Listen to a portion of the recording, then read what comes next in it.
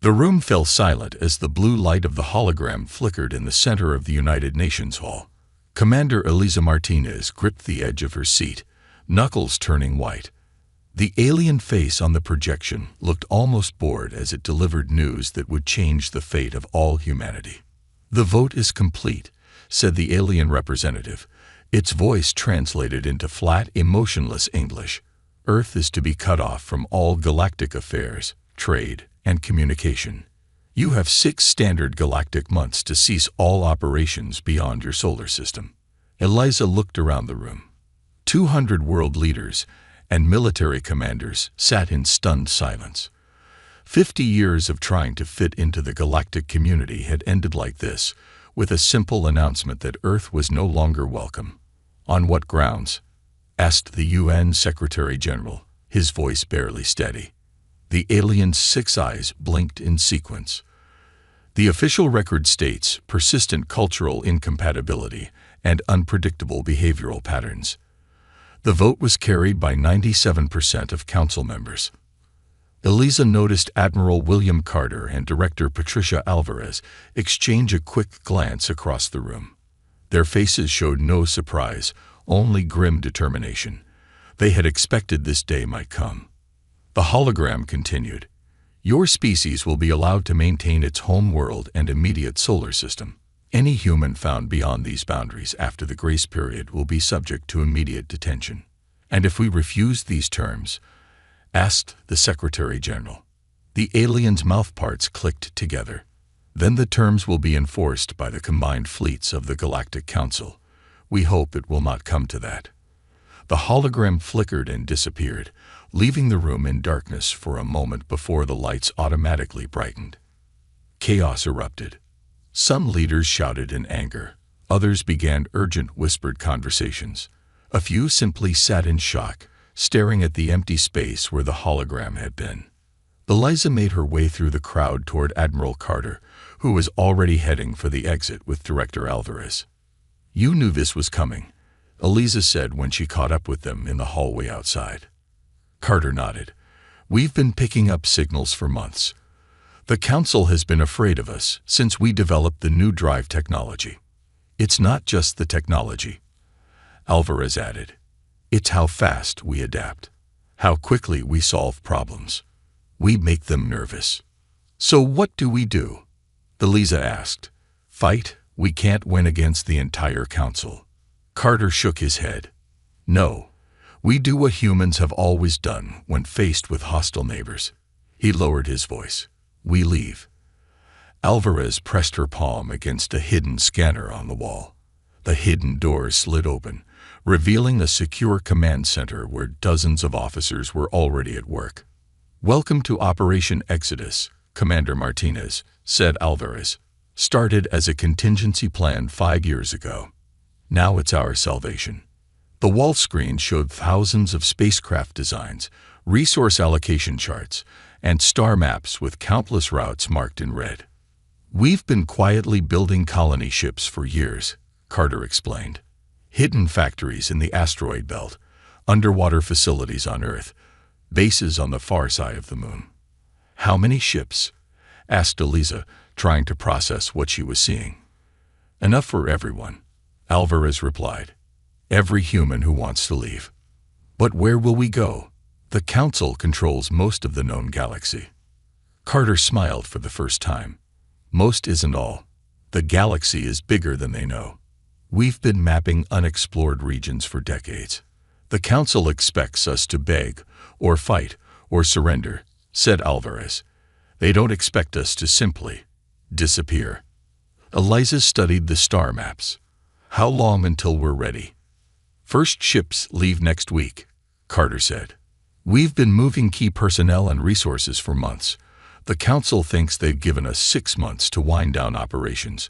We'll be gone in 4. "And Earth?" Eliza asked. Alvarez's face hardened. "We leave it clean and empty." A silent rebuke to those who rejected us. Eliza took a deep breath. "Then we should get to work. 8 billion people won't move themselves." Outside the window, the sun set over New York City. Its people moved through their evening routines, not yet knowing that soon they would call the stars their home. Lieutenant George Blackwell stood at the large window of the observation deck, watching Earth grow smaller in the distance. The blue planet looked peaceful from here, its oceans and clouds hiding the massive evacuation happening on its surface. 6 months had passed since the Galactic Council's decision, and humanity was already gone. "Beautiful, isn't it?" a voice said beside him. George turned to see an older woman in a civilian outfit. Her name tag read Dr. Laura Reed, Agricultural Division. "It is," George agreed. "I never thought I'd see it like this, getting smaller instead of bigger." The massive colony ship Horizon carried over 100,000 people. It was just one of thousands of vessels leaving Earth in what people now called the Great Departure. Some ships were headed to the outer reaches of the galaxy, others toward uncharted regions below the galactic plane. The Horizon was bound for a star system near what humans called the Perseus Arm, far from Council space. "Have you heard anything from the aliens?" Laura asked. George shook his head. "They're confused. Their observation posts report cities emptying, but they don't understand where everyone is going. Our ships are using the new stealth drives. They can't track us once we're past the solar system." An announcement came over the speakers. "All passengers please report to Orientation Room 3 for planetary briefing. Arrival at New Haven system expected in 6 standard months." The observation deck began to clear as people headed to their assigned areas. George remained, taking one last look at Earth. His family had lived in Boston for generations. Now that history was just a memory and some digital photos in his personal device. "Lieutenant Blackwell to command deck." His comm unit buzzed. 5 minutes later, George entered the ship's control center. Captain Nancy Wilson was reviewing data on the main screen. "You called for me, Captain?" George asked. "Yes. We just received a final update from Earth Command," she said. "The last ships will depart in 3 days. Operation Exodus is right on schedule." "And the Council?" George asked. Nancy smiled, still debating how to implement the quarantine. They formed 3 separate committees to discuss enforcement protocols. "They have no idea we're already gone." The door opened, and Chief Engineer Frank Porter entered with a tablet in his hand. His expression was serious. "Captain, all ship systems are running at optimal levels, but I have a concern about our long-term supplies," he said. "What's the problem?" Nancy asked. "Nothing yet," Frank replied. "But according to these calculations, we'll need to stop for resources before we reach New Haven. There's a small star system here." He pointed to a spot on the star chart. "Uninhabited, but rich in minerals we'll need." Nancy studied the chart. "How long would a stop there delay us?" 2 weeks at most," Frank said, "but we'd be fully supplied for the rest of the journey." Nancy nodded. "Make the necessary course adjustments. I'll inform the passengers of the slight delay." George looked at the massive display showing all known human ships. Thousands of tiny dots spread out in all directions from Earth, like seeds scattered by a farmer. "It's amazing," George said quietly. "In just 6 months, we've moved almost the entire human race." Nancy's face grew serious. "The Council thought they were punishing us by cutting us off from their precious galactic community. Instead, they freed us to forge our own path. Do you think they'll try to stop us when they realize what's happening?" George asked. "By the time they figure it out, it will be too late," Nancy replied. "Besides, they voted to keep us away from them. We're just being very thorough about it." Back on Earth, the last human cities were being systematically emptied. People took only what they could carry, leaving behind clean, empty buildings. No messages, no vandalism, no signs of anger. Just empty streets and silent buildings, growing cold as winter approached a planet without humans to notice it. In the council chambers, delegates continued to debate, unaware that the species they had voted to contain was already spreading throughout the galaxy, quiet as whispers in the dark. 5 years had passed since the Great Departure. Sophia Ramirez sat in her communications hub on the planet New Haven, surrounded by screens showing messages from human settlements across the galaxy. As Earth's former top communications expert, she now coordinated the vast network that kept humanity connected despite the enormous distances between colonies. Message from the Orion Group, called out her assistant, Alan Roberts. They've successfully established their third settlement. Population 6,000 and growing. Sophia nodded and marked the update on her star map. The display showed thousands of green dots, each representing a human colony.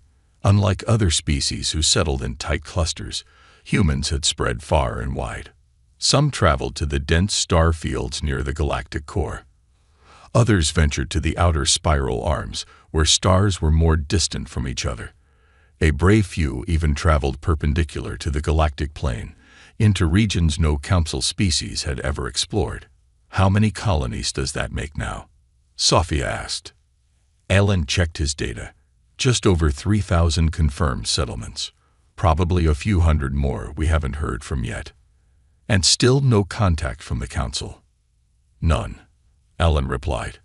Our listening posts near council space pick up their communications, but they're still confused.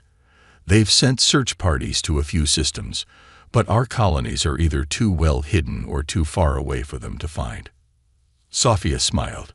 Each human colony followed its own path of development, but all shared one important rule: maintain absolute radio silence toward council space. Humans had not gone into hiding out of fear. They simply no longer considered the council relevant to their future.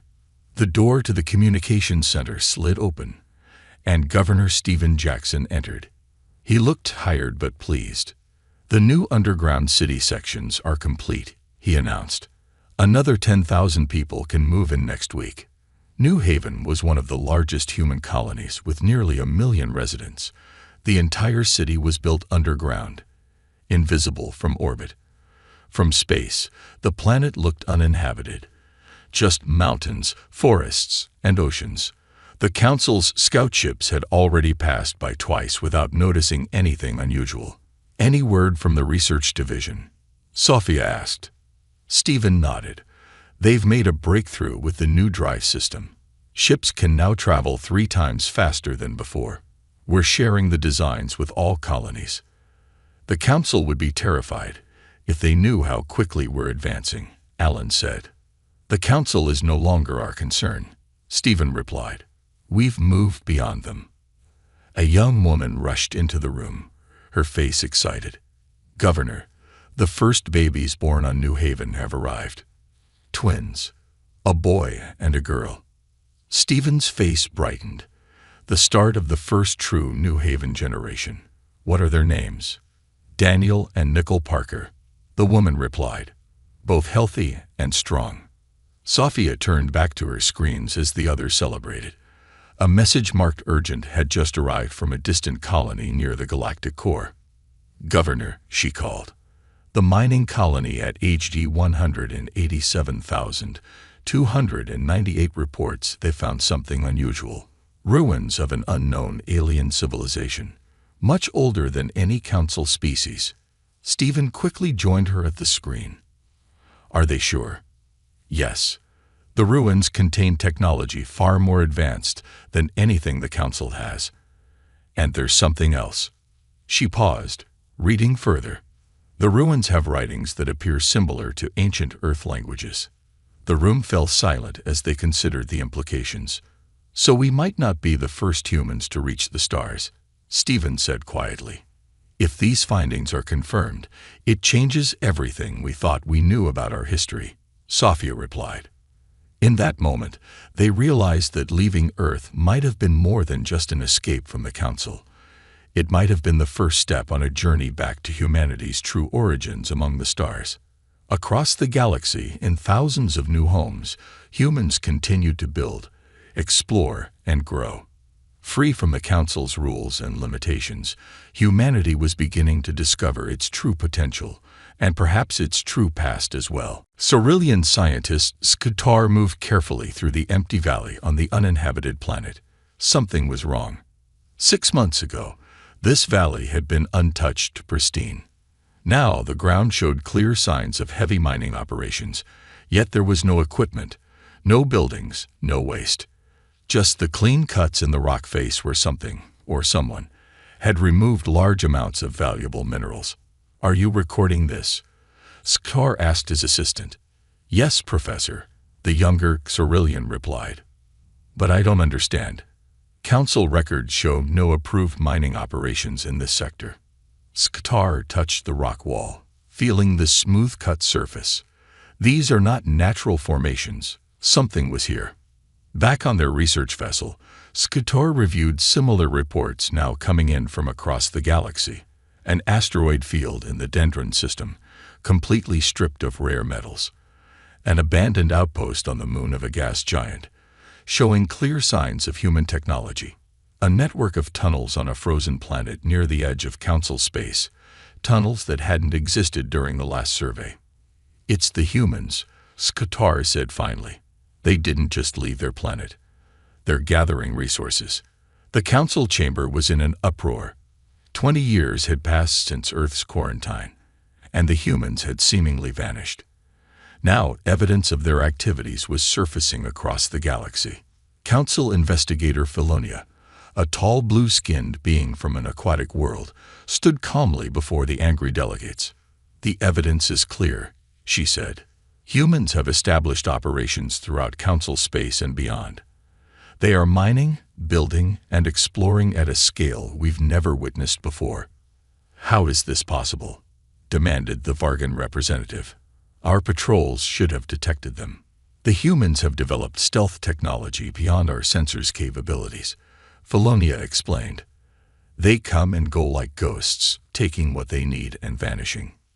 "What are they building?" asked the Council leader. Philonia displayed holographic images of the mining sites. Based on the types and quantities of resources they're gathering, they're constructing something massive, something that requires enormous amounts of rare metals and energy-conducting materials. "A weapon," suggested one nervous delegate. "Unknown," Philonia replied. "But the scale is unprecedented. They're not just building ships or stations. This is something much larger." On the human colony world of New Horizon, Chief Scientist Peter Martinez supervised the final assembly of the prototype. The massive ring-shaped structure floated in space above the planet, nearly 20 kilometers in diameter. "Power systems at 98%, reported his assistant, Linda Hall. "Quantum field stabilizers holding steady." Peter nodded, his eyes never leaving the display. 20 years of research and development had led to this moment. If it worked, humanity would take a leap forward that the Council species couldn't imagine.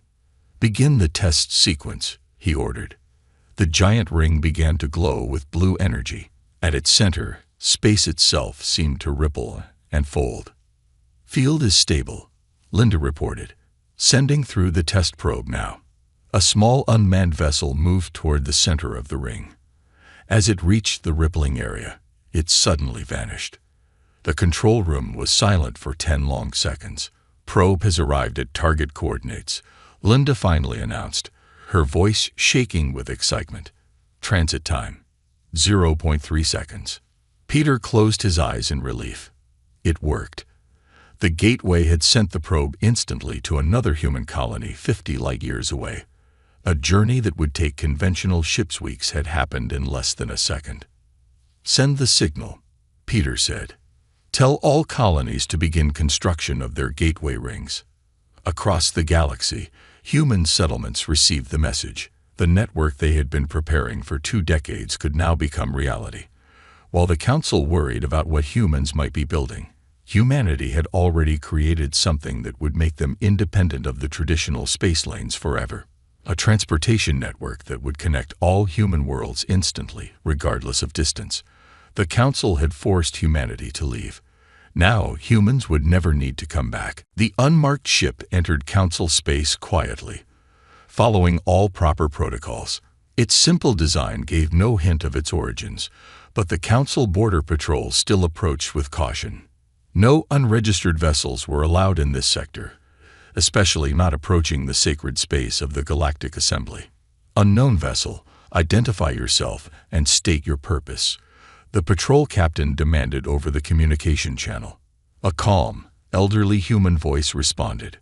"This is John Russell, former diplomat of Earth. I request an audience with the Galactic Assembly." Alarms sounded throughout the Council station. In 30 years, no human had officially entered Council space.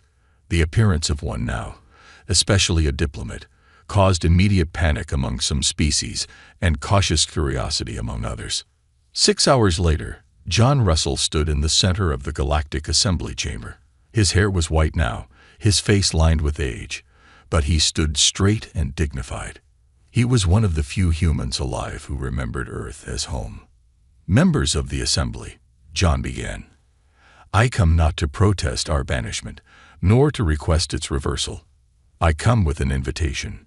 Murmurs spread through the chamber. This was not what they had expected.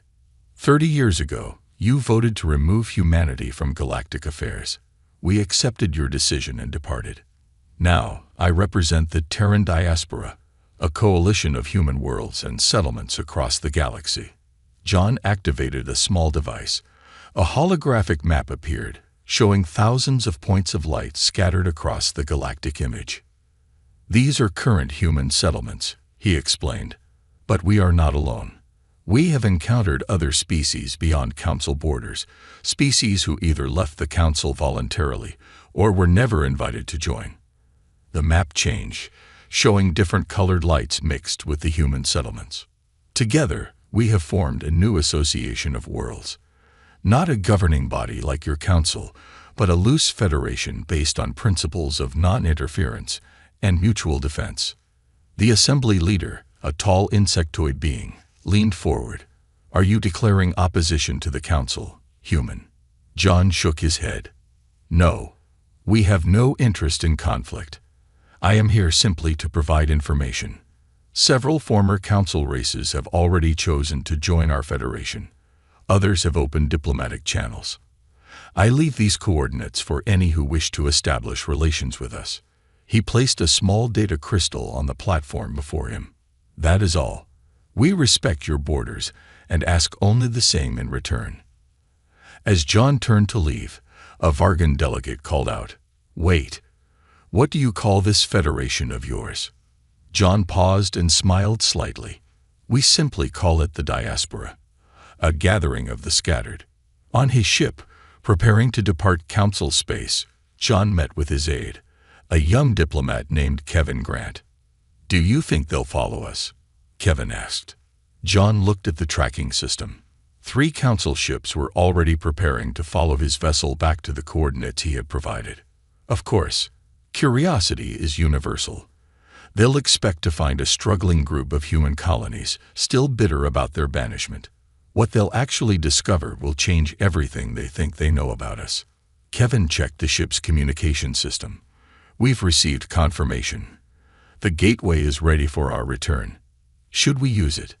John considered for a moment, then nodded. "Yes, let them see what we've built." It's time they understood that humanity never needed their permission to thrive among the stars. As the Council observation ships watched from a distance, John's vessel approached what appeared to be empty space. Suddenly, a massive ring structure shimmered into visibility, its edges glowing with blue energy. The center of the ring rippled like water, and John's ship moved toward it. In an instant, the human vessel vanished. The Council observers frantically checked their instruments. The ship was simply gone. No energy signature, no warp trail, nothing to indicate where it had gone or how. One of the stunned Council captains broke the silence. "Follow them." The lead ship hesitated, then moved forward into the unknown. The age of isolation was ending. For better or worse, humanity and the Council were about to reconnect on very different terms than before. The Council investigation team stepped off their ship onto what appeared to be a normal landing platform. Captain Jorel, the team leader, had expected to find a small collection of struggling human colonies. Instead, they had emerged from the gateway into a massive space station orbiting a blue-green planet. Dozens of ships of various designs moved smoothly through the space around them. "Welcome to New Alexandria," said a human woman who waited at the edge of the platform. "I'm Security Officer Lisa Henderson. I'll be your guide during your visit." Jor-El and his team followed her into a large, bright corridor, filled with beings of different species. Some were council races, but others were completely unknown to the investigators. "This station serves as a hub for 37 nearby systems," Lisa explained. "Most are human colonies, but 12 belong to our partner species. 37 systems connected to just this hub," asked Jor-El's science officer in disbelief. Lisa nodded. "This is one of our smaller hubs. The central nexus connects over 200 systems directly." She led them to an observation deck overlooking the planet below. Cities gleamed along coastlines and river valleys, their designs unlike any council architecture. "That's New Alexandria Prime," Lisa said. "Population 8 million. Established 25 years ago." "How is this possible?" Jor-El asked. "Your people left Earth with nothing but colony ships." Lisa smiled. "Not nothing.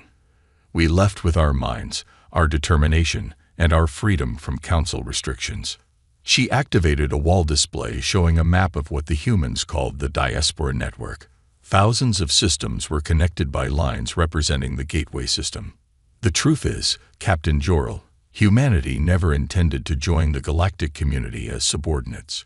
We were exploring space long before the Council found us." "What do you mean?" "Earth had just achieved basic spaceflight when the Council made contact," said one of Jor-El's team. "Official Earth governments, yes," Lisa confirmed, "but certain human groups had already been traveling the stars for generations. The Council contact merely accelerated our plans." Jor-El's team exchanged concerned looks. This contradicted everything in the Council records. Lisa continued, "When the Council voted to banish us, they actually did us a favor. Instead of fighting Council bureaucracy, we focused on building something new." She led them to a transportation hub where people stepped onto platforms and vanished instantly. "Our gateway technology makes Council hyperspace lanes obsolete. While your fastest ships take weeks to cross the galaxy, we can do it in seconds." "Why are you showing us this?" Jor-El asked suspiciously. "Aren't you worried we'll report back to the Council?" "We're counting on it," Lisa replied. "The time for secrecy is ending. We want the Council to understand what we've built." She took them to a diplomatic center where representatives from dozens of species discussed trade agreements and scientific exchanges. "The real reason humans spread so far and thin wasn't from fear," Lisa explained. "It was strategy. We established connection points across the galaxy, creating a transportation network that unites worlds the Council never reached or neglected." "Is this a challenge to Council authority?" Jor-El asked directly. Lisa shook her head. "Not a challenge, an alternative. The galaxy is vast enough for different approaches to coexist." As their tour concluded, Jor-El realized the full implications of what he'd seen. Humanity hadn't been weakened by their banishment. They had used it to build something unprecedented. "Your Council thought they were containing a problem," Lisa said as they prepared to depart. "Instead, they freed us to pursue our own vision of galactic society, one without the hierarchies and restrictions that limit Council space." Jor-El looked at the data his team had collected. It would shock the Assembly. The humans they had dismissed as troublemakers had created a thriving network that already included several former Council worlds. "When you return," Lisa said, "tell your leaders this. We didn't leave the galactic community. We're building a better one."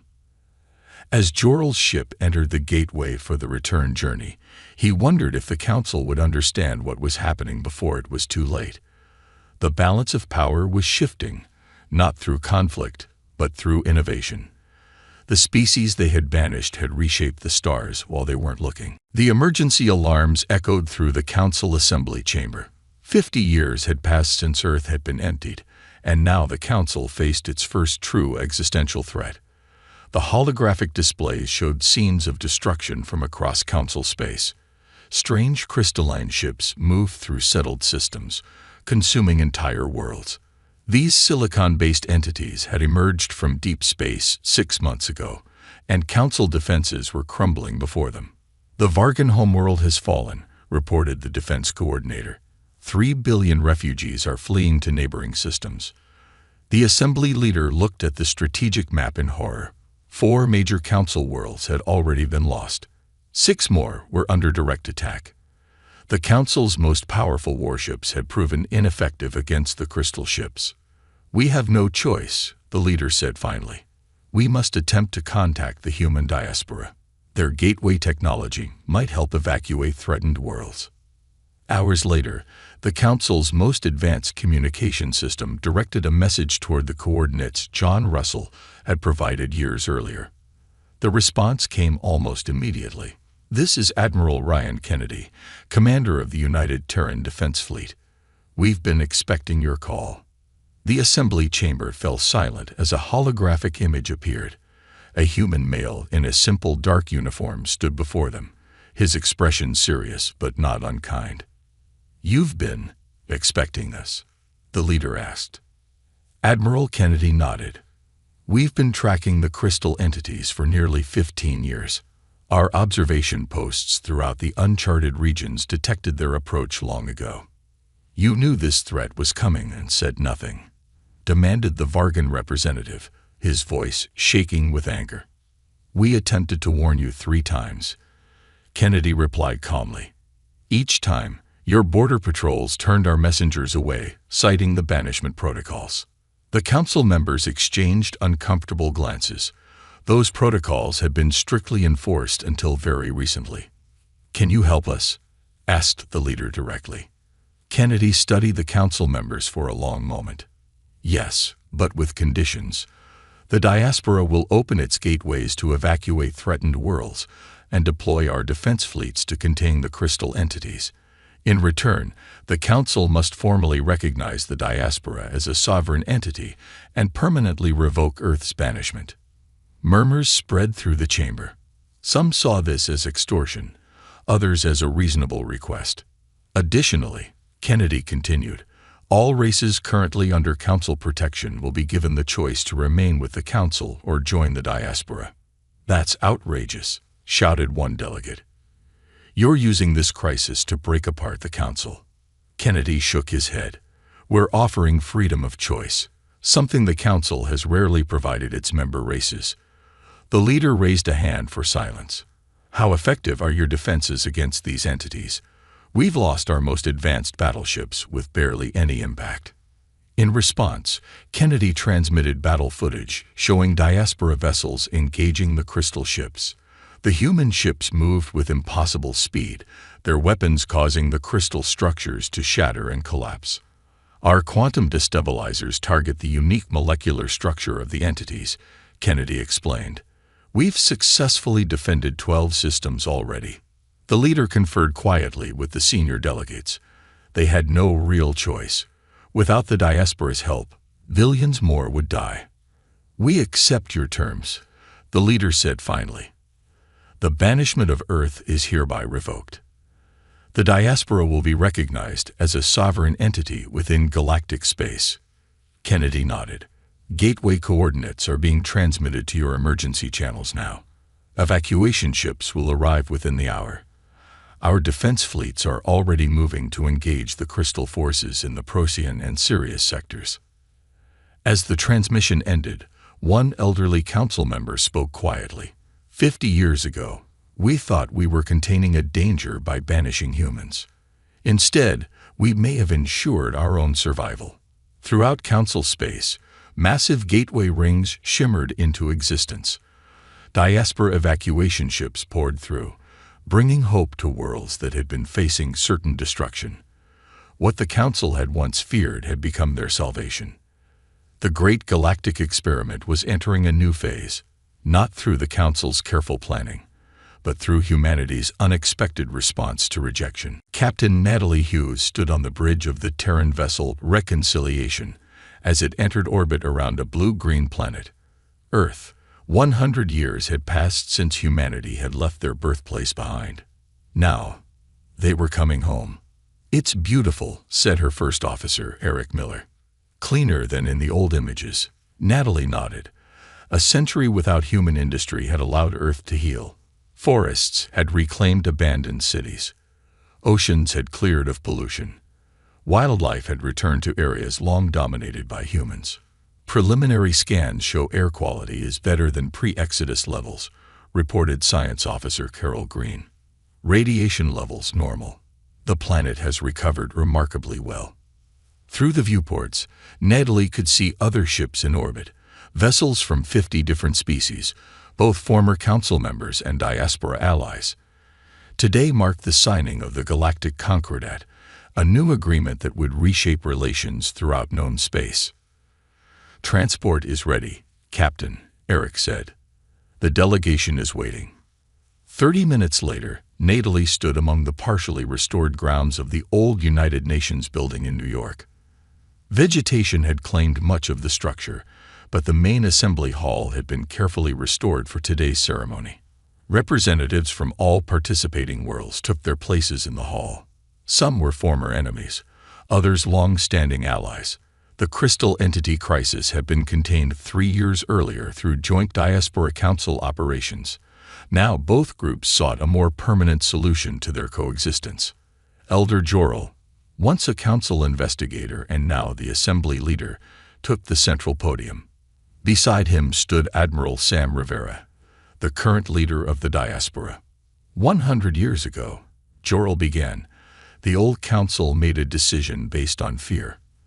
They saw humanity as a threat to be contained. Today, we acknowledge that was a mistake. Admiral Rivera nodded. And humanity made choices too. Rather than fight or beg for inclusion, we forged our own path among the stars. Both sides have learned valuable lessons. Together, they activated a holographic display showing the text of the Galactic Concordat. Its terms were simple but revolutionary. Earth would become a neutral diplomatic zone, protected and administered jointly by all signatories. The old council would dissolve, replaced by a more equitable assembly where all species had equal representation. Gateway technology would be shared, connecting all worlds regardless of political affiliation. Each world would maintain its own laws and customs, but a small set of common principles would ensure basic rights for all sentient beings. With this agreement, Jorel said, we end a century of division. One by one, the representatives approached to add their signatures or equivalent marks to the document. Some did so eagerly, others with reluctance, but all recognized the necessity of the moment. As the ceremony concluded, Natalie walked through the grounds with an elderly human diplomat named Daniel Parker, one of the first children born on New Haven after the Exodus. "Did you ever think you'd see Earth?" Natalie asked. Daniel smiled. "I never expected to stand on the homeworld. My parents told me stories, but seeing it for myself." He paused, touching the bark of an oak tree that had grown through what was once a concrete plaza. "It feels like completing a circle." Near the entrance to the grounds, workers were installing a simple monument, a plaque of polished stone bearing the words that had become humanity's unofficial motto during the Exodus. "We didn't wait to be asked twice." "What happens now?" Natalie asked. "Now we build something better," Daniel replied. "Not just for humans, but for all species. The galaxy thought getting rid of us would solve their problems. Instead, it forced everyone to find a better way forward." In orbit above them, ships from across the galaxy moved in peaceful patterns. Some headed back to their homeworlds through the new Gateway network. Others arrived, bringing more representatives and observers to witness this historic moment. The stars had once seemed a barrier, then a refuge, and now they were becoming a shared home. The story that began with rejection was ending with something no one had expected. A true community of worlds, built not on dominance, but on respect for difference, and a commitment to mutual progress. Humanity had been cast out. They returned not as conquerors, but as architects of a new galactic order.